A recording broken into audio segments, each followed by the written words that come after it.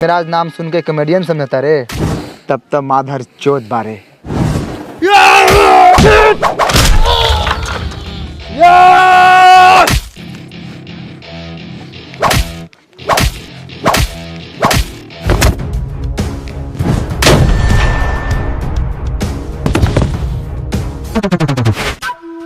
ठीक बा, घर में आराम कर, थकल होबे। विधायक जी, ये साला टेम्पू वाला हमनी के मरले रहलक।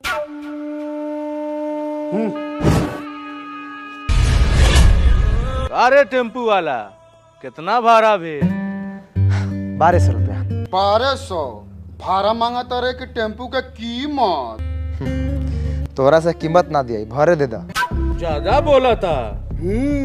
कान छेदवा के हीरो बनता। जो भाड़ा ना मिलता जे उखाड़े के उसे उखाड़ लिए। 1200 रुपया रख लेबे तो उसे मैं बार बथुआ ना उखड़ी। 1200 रुपया छोड़ के जाता नहीं, बहन के दहेज में जोड़ लिए। टेम्पू वाला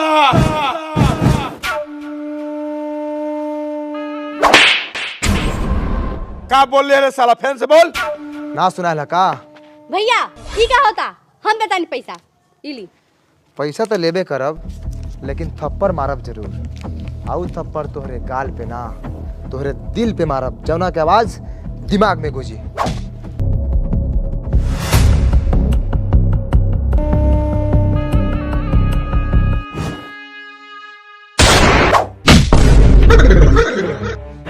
कौन मार लगा रे साला? साला तू बाप का साला कहता रे? हाँ, साला थोड़ी कौन है कौन मरला का भाला। अब तोरा सुना गेला कौन मरला का साला। जा हो रामनाथ जी जा। सुनो तू बारू भोसर हो, सारवा के भाषा रामनाथ जी कहता, पापा जी नहीं के कह सकब। पापा जी नोक छौड़ी के चोक बता। कौना गुण पा पापा कहीं सुतल लड़का के लात से मार के उल्टा देला। तू पापा ना पापी बारा। साले 9 बजे सूत के उठबा और एक खइबा पड़े पदबा। ए का करतनी रहुआ? ए छोड़ के लकड़ी हट कपार फाड़ दे रे सरवा के। हाँ तो फारा का पार हम जाना तानी कि हमारा घर में से आज बुर लाश निकली। हट छोड़ भोसरी मार के मुआ दे रे सरवा के। छोड़ हट पगला बेटा के मरिए ना। अब भागलू तू नहीं। घूम घूम पापा। बाबू हमर जा स्कूल जा। रामदेव के बेटा काम दे हुआ बुचिया आयल बा। ठीक बा माई रे, हाई बुढ़वा के छोड़ दे दे तिला। तरह बुढ़ारी में गाड़ चार के मर जा। अच्छा तू जा, तैयार हो का स्कूल जा। ओके बताड़ी। करे कम दे हुआ बुचिया, इतना सुबेरे कहला वरिस रे? साले सुबेरे है 9:30 हो गेलै। 9:30 कारे मनिया घरवा में कच्ची घोल घाय करत रहले हरे। ए बापुआ से फाटा फाटी हो गेला। चल आगे बताइले। हां त काहेला फाटा फाटी कइले है बापुआ से? ए सूता रहनी है आ सपना देखत रहनी है एकदम झक्कास। समझ ले फिल्म चलत रखा। आ हम फिल्म में मालूम का करत रहनी है, ऑटो चला के गेनी एगो हीरोइन के बैठा के ओकरा घरे। आ ओकर भाई साला विधायक। हां आ ओकर चमचा बेल जैसे हमरा लफड़ा बेरा है। तो सरवा आयला का हमरा सामने आ कहला का कि जो भाड़ा ना मिलतो जो उखाड़ो के हो से उखाड़ ले।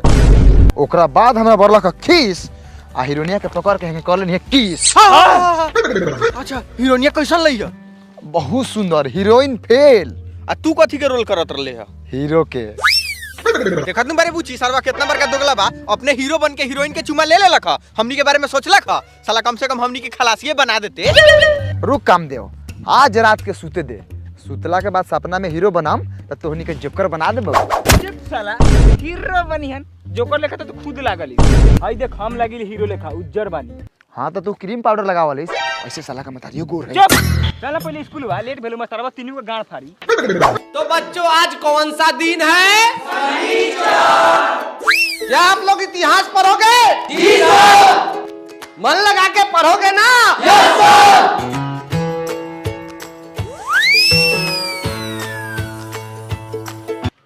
Good morning sir. Morning morning. अरे आइए साहिल जी, क्लासेस कैसा चल रहा है? पोर्शन पूरा हुआ?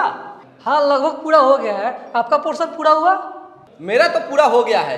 मैं ओवर टाइम कर रहा हूँ, कोई मदद लगेगा तो बताइएगा। आप ओवर टाइम क्यों कर रहे हो? पहले से ही अपना वर्किंग आवर टाइट है, उसमें भी ओवर टाइम। मुझे पैसों की जरूरत है अपने खर्चों के लिए। ओवर टाइम से भी मदद नहीं हो रही है। कुछ नहीं करने से तो बेटर ही है ना। तो आप पैसे कमाने के और भी इफेक्टिव तरीके क्यों नहीं ट्राई करते हैं? जैसे कि अब पैसे कमाने का सबसे पॉपुलर और स्मार्ट तरीका है कॉपी ट्रेडिंग, स्पेशली बिगिनर्स के लिए। मैं यूज करता हूँ कॉपी ट्रेडिंग ओक्टाफिक्स की तरफ से। ये मेरे घर के सारे खर्चों को मैनेज करता है और बचा हुआ पैसा मैं अपने आप पे स्पेंड करता हूँ। इसकी वजह से मैंने अपने ट्रिप के लिए पैसे भरे हैं। कॉपी ट्रेडिंग ऐप ओक्टाफिक्स की तरफ से, ये क्या है? ओक्टाफिक्स एक ग्लोबल ब्रोकर है। इनके एक्सेस है different indices, metals, oils, gold और स्टॉक्स ट्रेडिंग भी ग्लोबल कंपनीज के। और न्यू कॉपी ट्रेडिंग ऐप को अवार्ड ही मिला है बेस्ट कॉपी ट्रेडिंग प्लेटफॉर्म 2022 का। ये कैसे काम करता है, प्लीज डिटेल में बताइए। इस ऐप में एक लिस्ट है एक्सपीरियंस ट्रेडर्स की, जिन्हें मास्टर ट्रेडर भी बोला जाता है। तो कोई मास्टर ट्रेडर को कॉपी कर सकता है अपने एक्सपेक्टेशन पे, उनके फाइनेंशियल रिजल्ट्स और इस स्कोर को देखकर। फुल ट्रांसपेरेंसी है। अब से जो ट्रेड मास्टर ट्रेडर लेगा वो आपके अकाउंट में रिफ्लेक्ट करेगा। तो जब मास्टर ट्रेडर अर्न करेगा तो आप भी अर्न करोगे। ये इकोनॉमिक न्यूज रीड करना और मार्केट ट्रेंड पे रिसर्च करना स्पॉट पे छोड़ दो, बस पैसे कमाओ छोटे कमीशन पे। ये तो सही है। तो अगर आपको भी अपने पैसे को काम पे लगाना है तो नीचे डिस्क्रिप्शन में दी हुई लिंक पे जाइए, आपको मिलेगा एक्सक्लूसिव 50% बोनस। ओक्टाफिक्स बेस्ट है एक्स्ट्रा इनकम के लिए। ठीक है, हम भी घर जाएंगे तो ओक्टाफिक्स डाउनलोड करेंगे और पैसे कमाएंगे। ठीक है सर। साला लागत पढ़ाई चालू बा। घूस ना सरवा ई का ले रे हट साला पलाकी लेखन मोहकता। अरे साला बाहर निकाल लेवे दे, अंदर पदब है तो गार में डंटा लगा के हथौड़ी से ठोक देता हूँ। ध्यान से अग्नि मुतनी सब बंद।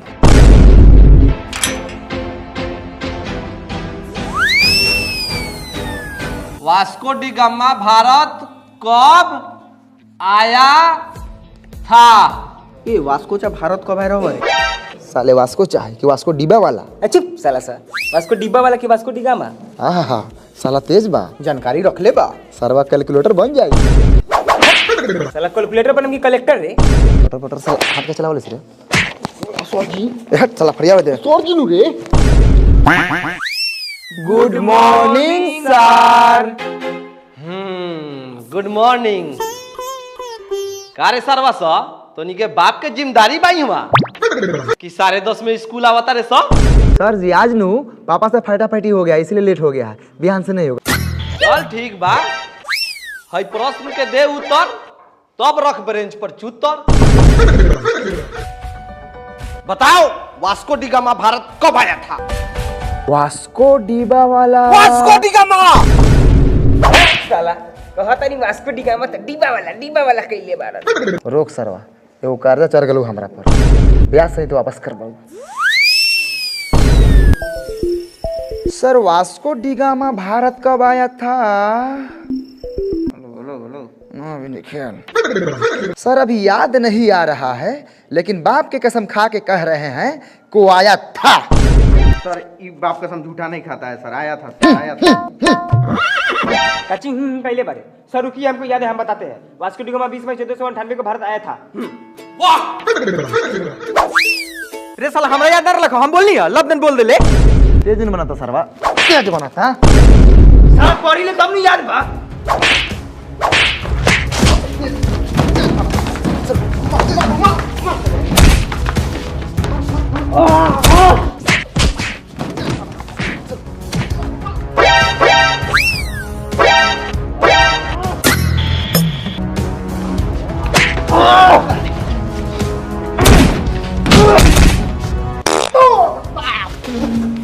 साला बहुत साले बदले बा। भैया हाँ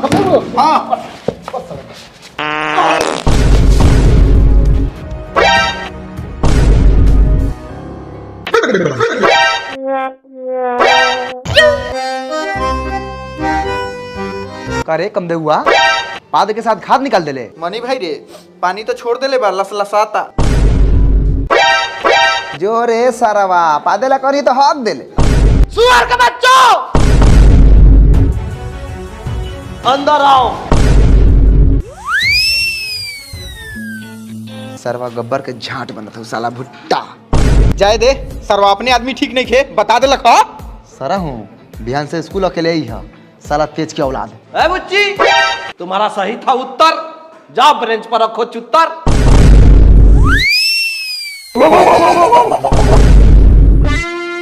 पोता कामदेव हाथ निकालो।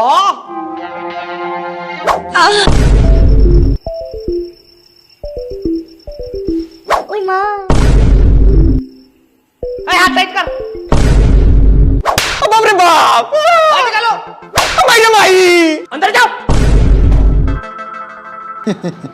सर हम जानते हैं कि आप मारिएगा, लेकिन मारे से पहले को हमारी बात सुन लीजिए। हाँ बोल बोल।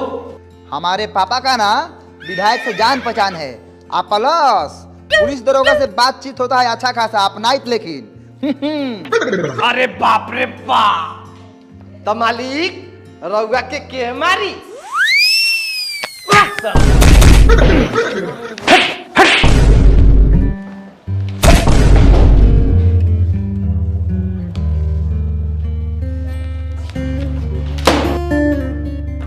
टेनिस वास्को डिबा वाला भारत कब आए रहे ना आए रहे, उसे हमने निकाल लेवे देवे के बा। उहे तो हम कहो तनी 1 घंटा से सीधा खैले हो। 1498 में सर जी कोनो खानदानो पैदा भेल रहे। हमनी के पूछ दें तो सर जी के पेटे खराब हो। सही बात बा यार, अगर हमनी के सर जी से पूछी सर जी लोग माई के पेट में कहिया आए रही तो बताई ना। अब तो सर जी का गान लाजे पहले कन बाजे लगे। बताओ बताओ सर जी राहुल नानी की ब्याह कहिया वे रहे? अरे सर्वम पढ़ाई की जाई वास्को डी गामा पहला बार 20 मई 1498 के भारत आए रहे, उहे भारत के खोज कइलक, तबे तो नी के भारत के बारे में जानता रे। अरे ओ सर जी सब बातों जानते बारा तो काहेला पूछा तारा? बतावा तो पहले, बिना मतलब है कि ना पिटाई नहीं है। छोड़ी सर ओकरा के, रउआ पढ़ाई हम पढ़ब, हम रउआ सपोर्ट करतानी। जी हाँ दोस्तों, निरहुआ रिक्शा वाला देरा बरस सतावे लगा पार सफलता के बाद अपने ही नजदीकी सिनेमा घर अयान टाकी साहेबगंज में लग गया है महान पारिवारिक भोजपुरी फिल्म तेरा कमर के घी पियता, जिनके कलाकार है देवरा दोषी, सपना रानी और खलनायकी देखिए आसिफ खान, सूरज सरदुआ। रोजाना 400 में देवरा कमर के घी पियता, अपने भी देखिए अपने परिवार के भी दिखाई।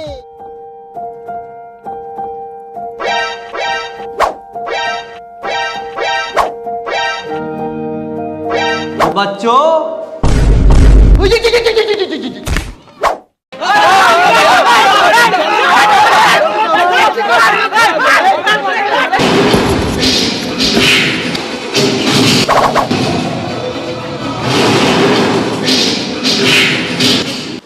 चला के बार सरवा सिल्ली लेकिन खाना बटा सकता नहीं खा।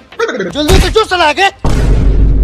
चल ना तो लाइने में लागले रह जेबे, आधा फिल्म खत्म हो जाई। बर आगे बर, रिस्क उठा, सब देवरा घी पूजे तो देखबे कथी। हाँ चल गुजर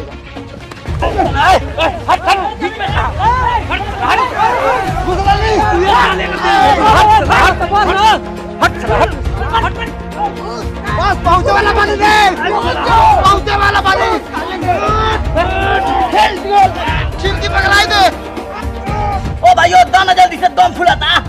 अरे बस पूछी बस ताई के दे रहा हूं। बर आगे बर, तू दे साला सबके हड्डी पसली। रे साला लाइन से प्लान कर लो रे।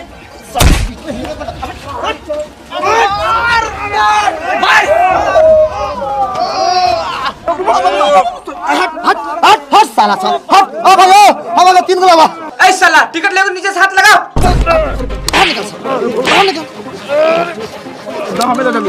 तीन गो जल्दी। ऊपर वाला का भेलो रे मनिया, हाथवा लगाइले फिसला हुआ। घुस गल बा।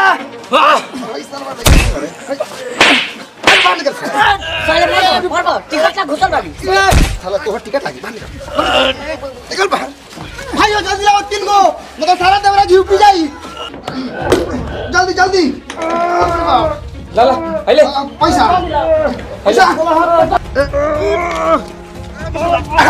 हो गेला, ले हाँ ले ली। अरे साला 4 गो। ओ भैया 3 गो जाई रे। रुक आ 3 गो दे। 3 गो एगो बेसी आ गल बा। ए साला टिकट के टागल बा, टिकट वापस ना है, निकाल ता। ए साला हराम कर पे है रे। अब का साला निकाल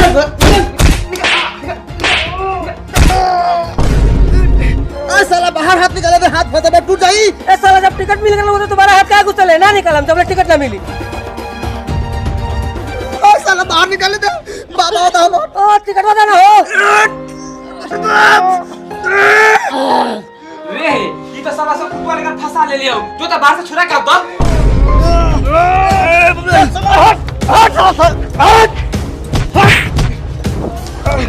भाग रे कम हुआ बाबा में हाल बा।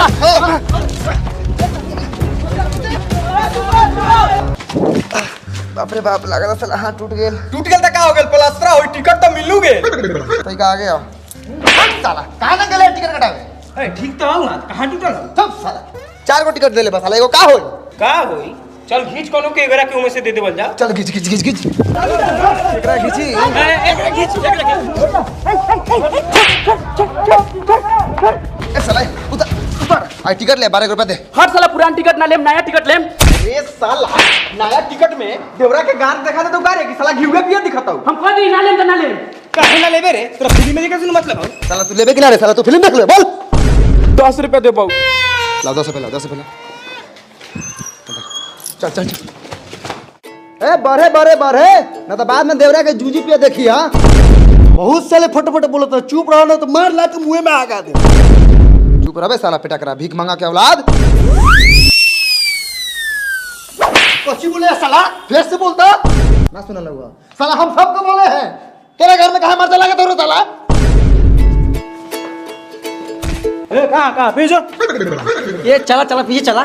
ए लाइन में आओ लाइन में। आवा गारे आवा टेल देन तो साले आगा जाएबा साले लाइन में से मार कर निकला तारा।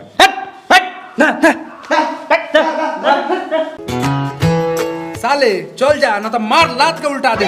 साले बिना टिकट के फिल्म देखिए। ओ भाई ओ बच्चा का टिकट लगल है आए